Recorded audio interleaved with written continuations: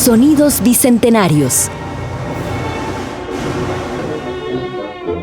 Historia de la música en Costa Rica.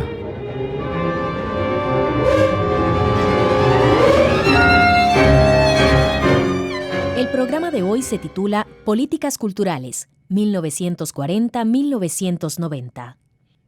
En el programa de hoy, Sonidos Bicentenarios, Historia de la música en Costa Rica, 1821-2021, se conversará con el doctor de Historia, Rafael Cuevas Molina, acerca de su libro El punto sobre la I, Políticas Culturales en Costa Rica, 1948-1990. Rafael, en su libro usted define el Estado costarricense de tipo keynesiano. ¿Qué comprende esta definición? Muchas gracias, Ekaterina. Al referirme al Estado costarricense, me refiero a un Estado que se ha caracterizado como benefactor o Estado social. Eso implica una serie de características que uno podría tal vez comprender mejor si hace algunas comparaciones con la región centroamericana para que por contraste pueda entenderse más claramente. En Centroamérica uno podría decir que históricamente el polo opuesto que nos ayuda a entender esto de Estado benefactor es el de Guatemala, en donde, digamos, en la segunda mitad del siglo XX y por toda una historia propia, desemboca en lo que se conoce como el Estado contrainsurgente, es decir, un Estado que se transforma prácticamente en un aparato represor militar. En el caso costarricense es todo lo contrario, es un Estado en el cual prevalecen, no quiere decir que son exclusivas, pero en el cual prevalecen una serie de políticas que se orientan a ser inclusivas. Eso quiere decir que tratan de incorporar a los más amplios sectores de la población a un proyecto nacional que busca, que tiene dentro de sus búsquedas, no exclusivamente y a veces tampoco en primer lugar, el tener vamos a llamarlo así, una calidad y un nivel de vida satisfactorio y positivo para el conjunto de la población. Y entonces, como usted dice que Estado costarricense es Estado benefactor, y en su libro usted dice que precisamente ese Estado se perfila como el principal dinamizador de la vida cultural. ¿Qué acciones toma el Estado en cuanto a las políticas culturales, precisamente en estos años, 1948 hasta 1990? Sí, podríamos decir que en la segunda mitad del siglo XX. En términos generales, vamos a hablar, esto hay que matizarlo mucho, ¿verdad? Porque en diferentes momentos hay también diferentes expresiones. No tanto, yo no utilizaría el concepto que estás usando, Caterina, de ambiente cultural como de políticas culturales, ¿verdad? Entonces, el Estado, sobre todo después, a partir de los años 50, en Costa Rica tomará una serie de medidas que, en mi opinión, tienen que ver con la inclusión de ciertos sectores. Las políticas culturales se orientan hacia grupos sociales a los cuales un cierto proyecto político ideológico quiere incorporar. ¿Qué quiero decir con esto? Yo planteo en mi libro que esto también hay que definirlo con claridad, precisión. Probablemente no tenemos la ocasión de hacerlo en este momento, pero aceptémoslo así grosso modo. Lo que tenemos es un grupo político que yo caracterizo como socialdemócrata. Eso es lo que hay que precisar, porque la socialdemocracia es amplia y con muchos matices. Socialdemócrata que impulsa un proyecto a través del Estado costarricense y es un proyecto al cual le interesa que se legitime, es decir, que sea tomado como cierto, como verdadero y, si se quiere, hasta como natural. Y para ello es muy importante, estoy hablando de una dimensión ideológico-cultural, ¿verdad? Entonces, para ello es muy importante el adscribir, yo también uso el término cooptar para ese proyecto, a sectores de intelectuales, de artistas, de profesionales de la cultura, y a partir de ellos a públicos y a, digamos, una concepción de lo que es el ser costarricense. Entonces a eso se debe, las políticas se orientan en esa dirección.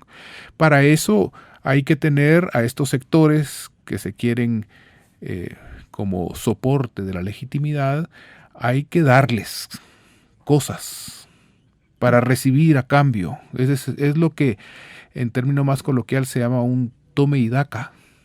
Es decir, yo doy para recibir. Eso no se da solamente en el ámbito de la cultura, también se da en otros ámbitos. Por eso las políticas sociales, originalmente solo del Partido Liberación Nacional, pero después también de otros grupos, llevan a cabo toda una serie de beneficios a cambio de los cuales se obtiene legitimidad. Parafraseando las palabras de Rafael Cuevas Molina acerca de los diferentes ejes de actividad del gobierno costarricense, se encuentran primeramente tres principales. 1. La política de difusión cultural, que ha tenido relevancia en la fundación de la Editorial Costa Rica en el año 1959. 2. La creación de la Dirección General de Artes y Letras en el año 1962. Y 3. El Ministerio de Cultura, Juventud y Deportes en el año 1971, entre otros. En segunda instancia, otra de las políticas culturales es la de mecenazgo gubernamental. Dentro de estas se encuentran los programas de becas de la Dirección General de Artes y Letras y del Ministerio de Cultura, así como las leyes que protegen la creación artística. Una tercera política cultural importante para el período 1948-1990 es la de promoción. Acción que ocupa un lugar central en el gobierno de Rodrigo Carazo, a partir del año 1978 con el Proyecto de Promoción Humana, el cual lleva a cabo una serie de programas, proyectos y actividades hacia los sectores populares. Dos de los proyectos más claros son las Casas de Cultura y el Programa de Formación de Promotores Culturales. Y ahora bien, seguimos conversando con el doctor en Historia, Rafael Cuevas Molina. En mi opinión, no se trata de que son las primeras iniciativas culturales o de políticas culturales del Estado, porque políticas culturales, aunque no sean entendidas como tal, ni siquiera por quienes lo impulsan, han existido siempre, no solamente en Costa Rica, en cualquier parte, y no solamente por parte del Estado. En ese sentido, por ejemplo, un momento muy importante de formulación de un proyecto político con políticas culturales muy claras es la que se lleva adelante en el caso costarricense, no solamente en Costa Rica, pero estamos hablando de Costa Rica, en la segunda mitad del siglo XIX, especialmente en el último tercio, que es cuando se perfila lo que hoy conocemos como la identidad nacional moderna costarricense, ¿verdad? Entonces, ahí hay políticas para perfilar esa identidad nacional que tienen que ver precisamente con la música, con las artes, con la literatura, la cultura, y abarcan no solamente los ámbitos de las artes y la cultura, sino más en general, entendiendo la cultura como una forma de ver el mundo, ¿verdad? Entonces es el momento en que los costarricenses empiezan a concretar lo que entienden que son ellos mismos como costarricenses. Entonces, solo digo esto como una, digamos, introducción en la medida en la cual eso viene pasando. Esas uno podría caracterizarlas como políticas culturales del Estado liberal, ¿verdad? Entonces, a mediados del siglo XX, lo que sucede es que ese Estado liberal ha venido haciendo aguas, está en crisis desde hace unos 20 o 30 años, y esa crisis encuentra lo que podríamos denominar como una resolución. Esa resolución se da a través de la llegada al poder del Estado de otros grupos sociales y llevan adelante una reforma que es a la cual se está usted refiriendo con el periodo calderonista. Esa reforma va a tener implicaciones culturales muy importantes. De alguna forma, desde el punto de vista cultural, va a haber una reformulación, no un cambio total, de identidad nacional, no va a haber una ruptura, como pudo haber habido, por ejemplo, en aquellos países en donde se habla de una revolución en términos generales, que implica también una revolución cultural, que es romper con los referentes del pasado, construir nuevos valores, etc. No, en este caso hay una reformulación. Entonces es muy importante por eso, porque eso va a abarcar efectivamente nuevamente a las artes, a la cultura y a la identidad nacional. Va a reforzar algunos aspectos y va a reorientar otros. Y en ese sentido, entonces, va a haber un interés sobre todo por reforzar ese nuevo proyecto. Yo diría que el principal elemento que hay desde el orden cultural, entendiendo cultura en un sentido estrecho de élite, es el de la fundación de la Universidad de Costa Rica, ¿verdad? Entre las iniciativas del calderonismo se perfilan algunas de las más importantes. 1. La creación de la Universidad de Costa Rica en el año 1940. 2. La creación de la Orquesta Sinfónica Nacional en 1940. 3. La creación del Conservatorio Nacional de Música en 1942. 4. La creación de la Sociedad de Geografía e Historia a partir del año 1940. Asimismo, el gobierno propone otras iniciativas.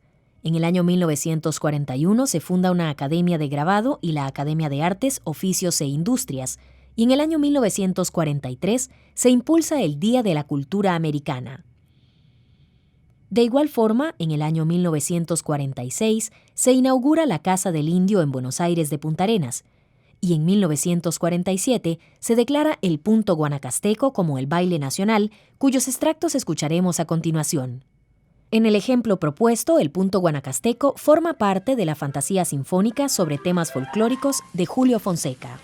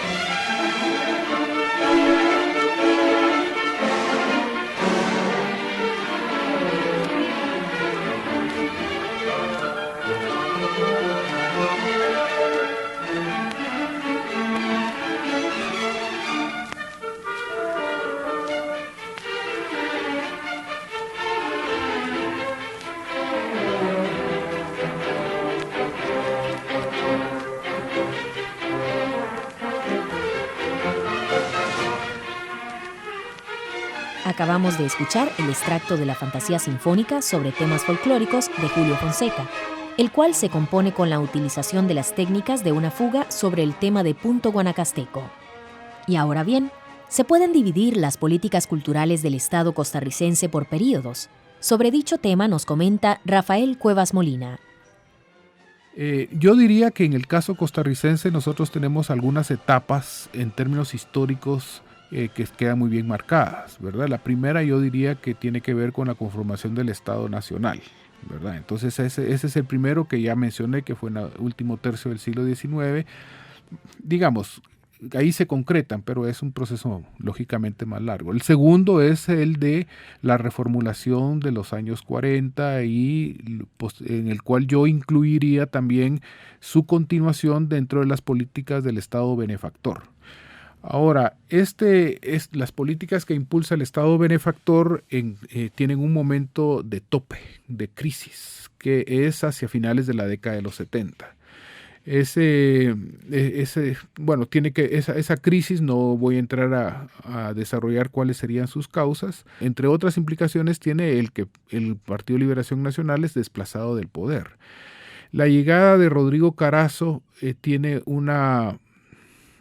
yo diría que es una impronta muy fuerte que implica un cambio, ¿verdad? Porque tendríamos que verlo desde la perspectiva de la necesidad de encontrar grupos de apoyo al nuevo proyecto que se va a impulsar, que no es tampoco muy diferente en ese momento al de Liberación Nacional. Digamos que tiene una mayor orientación hacia lo que podríamos catalogar como la izquierda, pero que en términos generales no se distancia mucho del proyecto anterior, pero que tiene necesidad de encontrar grupos sociales que lo sustenten y le den apoyo. Y en ese sentido, entonces, hay una apertura hacia aquellos sectores que no han sido cooptados por Liberación Nacional, que son fundamentalmente los productores profesionales de cultura, ¿verdad? Entonces es cuando se empiezan a orientar hacia unas áreas nuevas que incluso son vistas un poco peyorativamente por los protagonistas de las políticas culturales anteriores,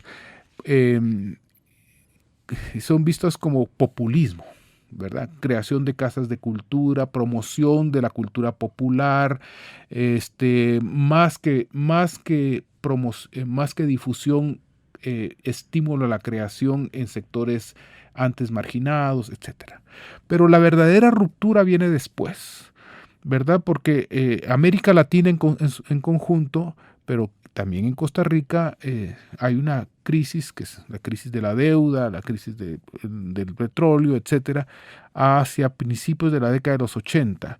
Y entonces el mismo Partido Liberación Nacional inicia el impulso de un nuevo modelo de Estado, que es lo que hoy conocemos como el modelo neoliberal, ¿verdad? Y con la administración Monge Álvarez se empiezan a impulsar a la tica, ¿verdad?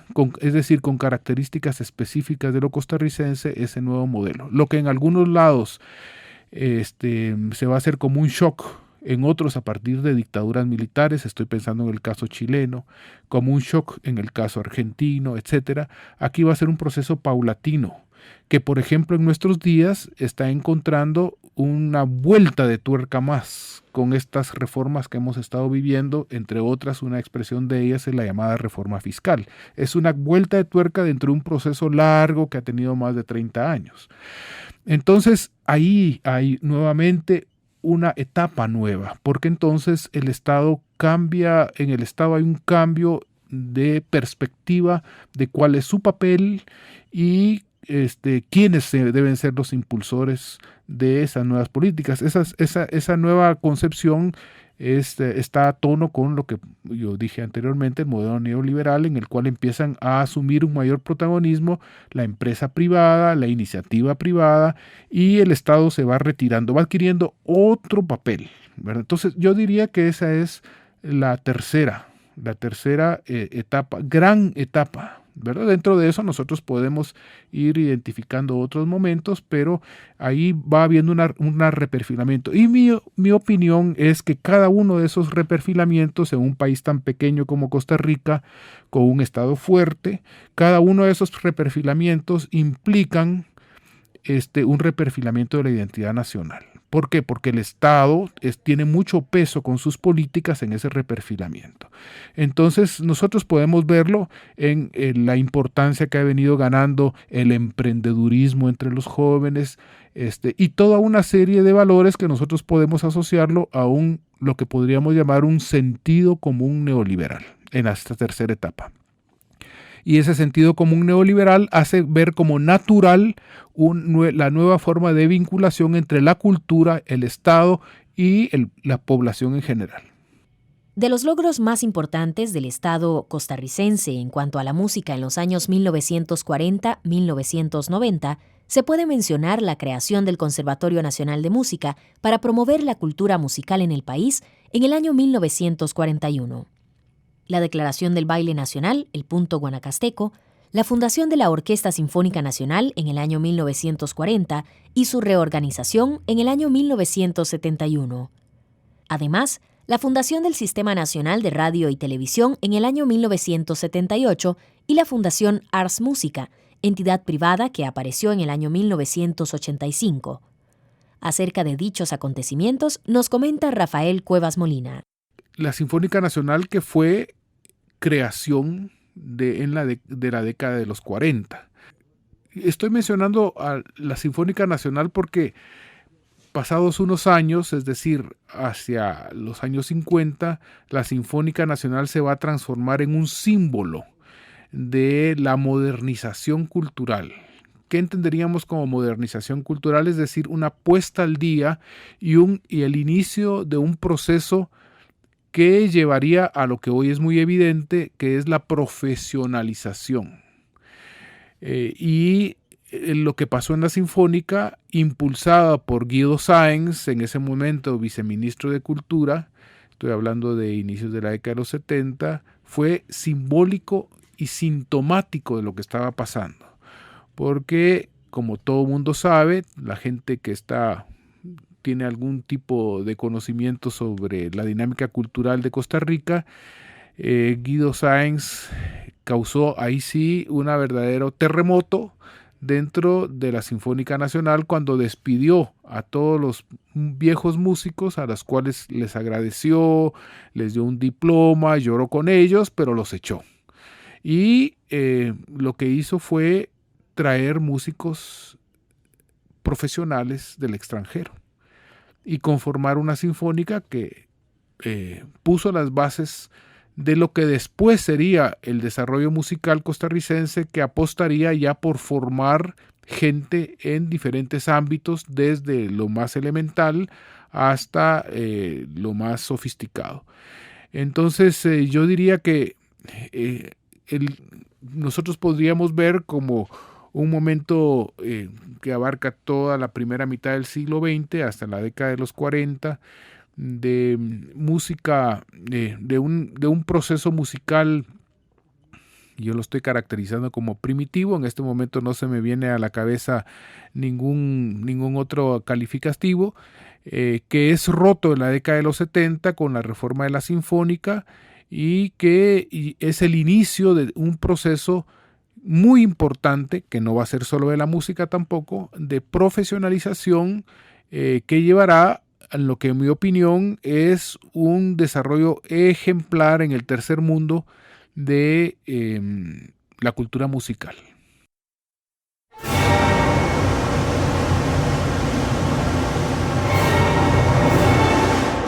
Sonidos bicentenarios.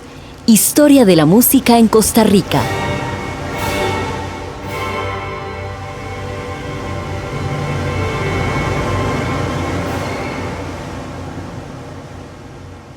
La creación de instituciones de este tipo, por ejemplo, otros como Biblioteca Nacional, el Archivo Nacional, etcétera, etcétera, y en este caso el Conservatorio Nacional, forman parte del proceso de institucionalización de un proyecto de construcción de una identidad nacional. Entonces es muy importante para estos proyectos políticos crear instituciones que logren sistematizar y promover creación en torno a ciertos valores.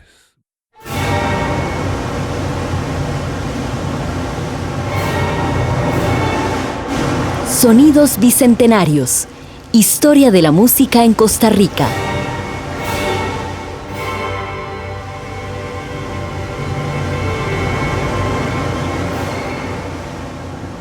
Durante muchos años, el mecenazgo privado fue prácticamente el refugio de la actividad cultural.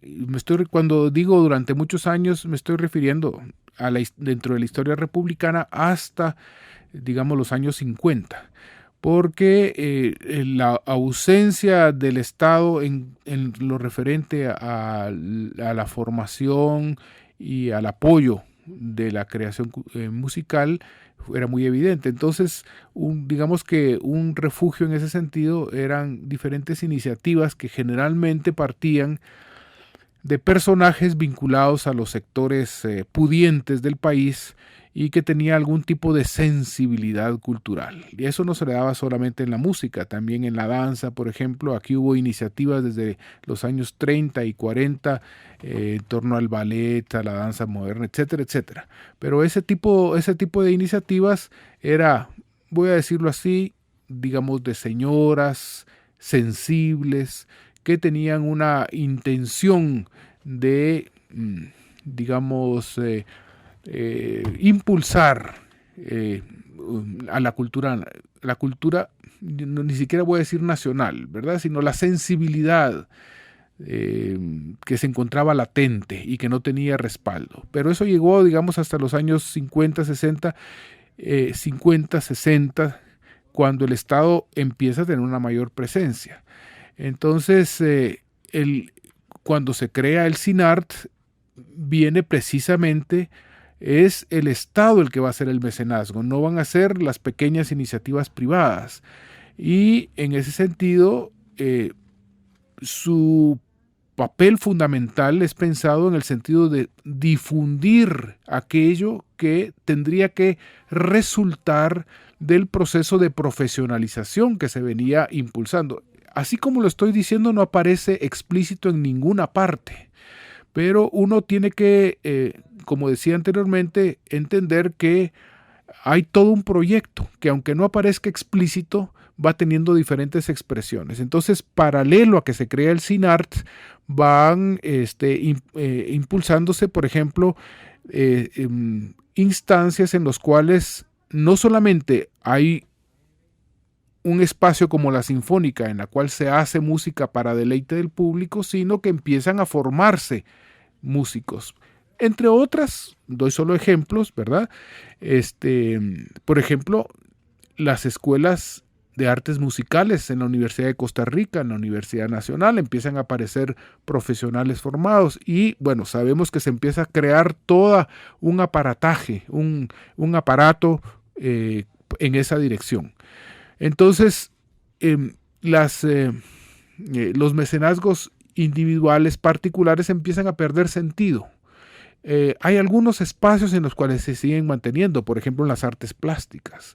En los años 70 es famoso, por ejemplo, las iniciativas de la corporación Lachner y Sáenz, que de alguna forma, no sé si podríamos decirlo así, entran a competir con el Estado, pero que son, yo diría que las últimas expresiones de ese tipo relevantes. Y dentro de eso, unos años antes, Ars Música. Digamos que su naturaleza está vinculada a esa ausencia de Estado,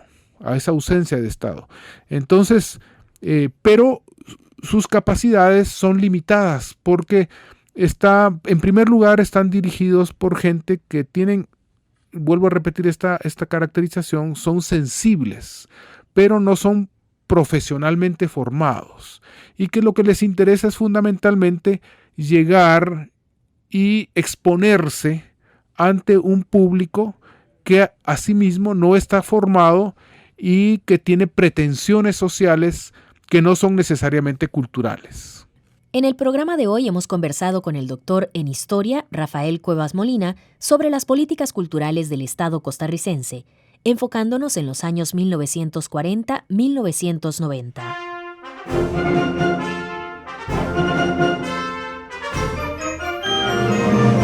La Vicerrectoría de Acción Social, el Instituto de Investigaciones en Arte y las radioemisoras de la Universidad de Costa Rica han presentado el proyecto Sonidos Bicentenarios. Historia de la música en Costa Rica.